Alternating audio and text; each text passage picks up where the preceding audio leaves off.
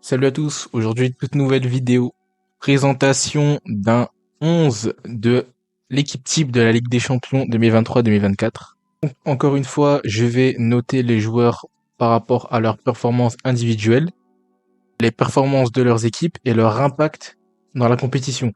Donc si le joueur a été très bon en phase de poule, mais qu'en huitième ça a un peu pêché, je vais pas forcément le prendre en compte. Donc voilà, on veut vraiment des joueurs qui ont leur importance et qui ont permis à leurs équipes d'aller loin en Ligue des Champions et de réaliser de belles performances. Donc on va commencer par le gardien de l'équipe. Donc j'ai mis le portier du Real Madrid inattendu cette saison, Andrei Lunin. Donc au vu de la blessure de Courtois et de l'arrivée de Kepa, on ne s'attendait pas à ce que Lunin soit titulaire, mais quand il l'a été, il a répondu présent et il a fait des arrêts super importants. Contre City notamment. Donc peut-être il a fait une petite bourde sur le coup franc de Bernardo, mais sinon il a été exceptionnel, Lunin, donc il mérite franchement sa place dans ce 11 et je pense que tout le monde est d'accord avec ça. Donc on va directement passer au latéral droit. Donc le latéral droit, c'est un joueur aussi du Real Madrid, c'est tout simplement Dani Carvajal, qui est très sous-coté. Alors beaucoup je pense auraient mis Walker, mais Walker a raté le quart aller contre le Real. Mais Carvajal, c'est vrai il a été suspendu quelques matchs, mais Carvajal, les gars, c'est très solide. C'est un mec qui a dû faire face à Grealish, plus Doku contre City. Donc il a dû faire face à des Coman, des Gnabry, et c'était, je pense, pas facile. Mais il a tenu et il est hyper vicieux, ce mec. C'est vraiment un mec sous-coté. Il est hyper vicieux, il est hyper précieux dans une équipe, et j'ai envie de le récompenser en le mettant dans mon 11 de la saison de la Ligue des Champions. Donc on va commencer par le premier défenseur central que je mets, donc c'est le moins bon des deux selon moi, de la charnière, c'est Rudiger. Donc voilà, pour l'instant on est full Real, mais en même temps ils sont en finale et ils ont fait une Ligue des Champions très solide défensivement. Donc ouais voilà, ce mec il est vraiment irréprochable, trop fort au duel, il a eu des gros attaquants au duel, il a eu du Kane, il a eu du Haaland, du Openda, et pourtant il s'en sort incroyablement bien, très vicieux, très fort. Dans le duel, je pense, c'est le meilleur à son poste, donc pas plus blablater. À côté de lui, je mets un autre Allemand, cette fois-ci du Borussia, pardon. Donc je mets Mats Hummels parce que déjà il a marqué. Il a marqué au retour contre le PSG, ce qui a pratiquement qualifié Dortmund pour sûr. Donc il a été trop fort contre le PSV. Donc il y a eu, je crois, un CSC contre l'Atlético, mais même ça, il avait été plutôt bon. Et il y avait eu une très belle double confrontation contre le PSG. Donc on est obligé de le mettre là. Et franchement, Dortmund, on les attendait pas là. On les voyait même sortir en poule. Et ils sont en finale de la Ligue des Champions. Donc voilà, on est obligé de mettre quelques joueurs de Dortmund quand même dans ce 11. À gauche, j'ai mis donc Ferland Mendy. Donc voilà, pas très original. Je vais pas vous mentir, j'aurais pu mettre peut-être un petit Gvardiol ou quoi que ce soit, mais voilà, j'ai envie de récompenser vraiment les joueurs qui ont été solides du côté du Real, parce que franchement, cette équipe, elle m'impressionne en fait. Elle est tout le temps solide, tout le temps efficace, et franchement, Ferland Mendy, voilà, il est vraiment hyper bon défensivement, il s'est vraiment amélioré sous Ancelotti, et donc j'ai envie de le féliciter. Et je pense qu'il mérite sa place dans ce 11. Le milieu de terrain commence avec Rodri, que j'ai mis en point de basse. Donc Rodri, très grosse saison, très grosse campagne de Ligue des Champions. Il y a juste le match aller contre le Real qu'il a un peu foiré.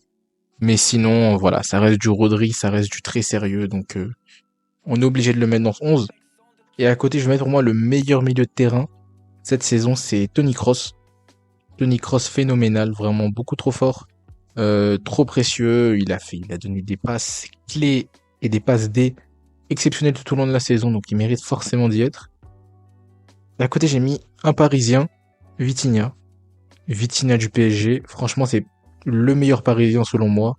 Il a répondu présent en phase de poule, au huitième, en quart et en demi même. C'était peut-être le seul Parisien avec Marquinhos qui était au niveau. Donc faut le féliciter, faut vraiment, voilà, il a mis des buts importants. En plus, on pense à son but contre le Barça, qui débloque le match en fait. Parce que sans lui, ils prennent pas l'avance. Donc franchement, Vitinha, gros respect. Et on passe tout de suite à l'attaque. Donc l'attaque, j'ai mis Vini dans un premier temps. Voilà, pour moi, il n'y a pas grande matière à débattre. À part contre Walker, où voilà, il s'est un petit peu fait manger sur le quart retour, mais en même temps, voilà, le Real n'avait pas pour vocation d'attaquer dans ce match. Il a été trop fort à chaque fois. Sa demi-allée et retour sont exceptionnels. Donc il met doublé demi-allée et demi-retour. Il mange Kimmich tout le match. Il est super agressif. Il a même failli marquer. Donc Vini obligé de mettre dans ce 11. À droite, je mets son compère Rodrigo. Lui, trop fort. Il marque contre City. Il est hyper précieux, hyper dangereux, trop fort, trop technique, trop rapide. Les deux là, ils ont vraiment cassé beaucoup de défense, donc obligé de les mettre. Et en pointe, je mets Harry Kane. Harry Kane qui aura beaucoup scoré pour cette équipe du Bayern. Et ouais, obligé de le mettre aussi. Je pense que c'est le meilleur neuf de la Ligue des Champions, donc je vais le mettre, mais je vais pas trop blablater dessus. Je crois qu'il est co-meilleur buteur avec Mbappé. Mais voilà, il n'y a pas énormément de choses à dire. On sait de quoi il est capable et c'est logique qu'il soit là. Et du coup, en entraîneur de la saison, j'ai mis Ancelotti. Logique, voilà, c'est lui, la Ligue des Champions, c'est sa compétition. Il sait comment faire son groupe, il aime son groupe. Son groupe s'entend super bien dans des matchs comme ça, par exemple contre City au retour où il faut rester unis, soudés. Bah, c'est très important d'avoir un entraîneur en qui t'as confiance et qui te remotive, qui te rebooste, qui te permet de rester dans ton match. Donc Ancelotti, c'est vraiment l'entraîneur pour la Ligue des Champions. Donc obligé de le mettre ici. Et j'ai mis quand même quelques petits super subs, quelques petites mentions honorables. Donc Marquinhos, voilà, parce qu'il a été solide quand même en défense pour le PSG. Barcola, parce que lui, franchement, je m'y attendais pas du tout, mais il a vraiment été bon en Ligue des Champions. Vraiment, on s'attendait pas. Il y a eu beaucoup de critiques sur lui quand il était rentré en phase de poule. Il préférait voir un Kanguinli rentrer, par exemple. Et au final, Barcola a prouvé que non, il était très dangereux et que voilà, il a vraiment fait du mal, par exemple, à la Real Sociedad et au Barça. Après, j'ai mis Foden, parce que quand même, il a mis pas mal de buts. Il a même marqué contre le Real à l'aller, en quart de finale aller. Donc voilà. Donc j'ai mis Bellingham en quatrième remplaçant. J'en ai mis que 4. Je pense que c'est largement suffisant. Et voilà, Bellingham aussi, il a été pas très décisif, donc pas beaucoup de passes D, pas beaucoup de buts, mais il a été très important dans le pressing et dans la conservation de balles. Donc voilà, je me devais de le créditer quand même.